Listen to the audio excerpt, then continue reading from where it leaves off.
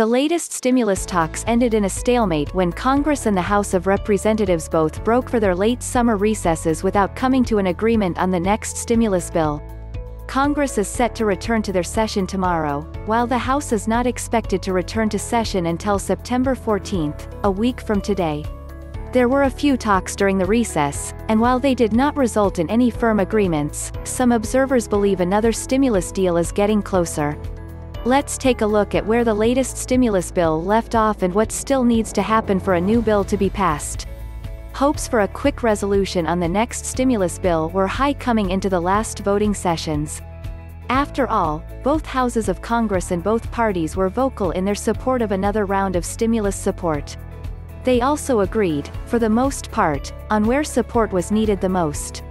For example, both parties and houses of Congress openly supported another round of stimulus checks, extended unemployment benefits, small business relief, and other measures to support the economy.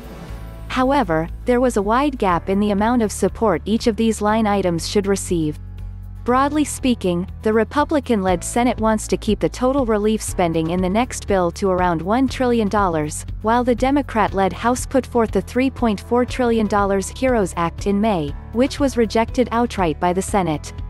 The Senate proposed the $1 trillion HEROES Act during their last session, which many Democrats believed did not do enough to address the issues many Americans are currently facing.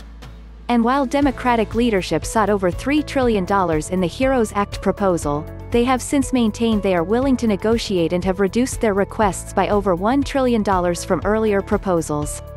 But even $2 trillion is too rich for many of the more fiscally conservative Republicans. Both parties also disagree on how much aid should be provided to different groups. For example, the Democrats, in general, prefer the extended unemployment benefits resume at the full $600 per week that was included in the CARES Act, while many Republicans believe that to be an excessive amount that encourages some people to remain on unemployment benefits instead of seeking new employment. The Republicans also oppose providing extensive financial aid to state and local governments, stating that it would be a bailout for agencies that were already mismanaging their money.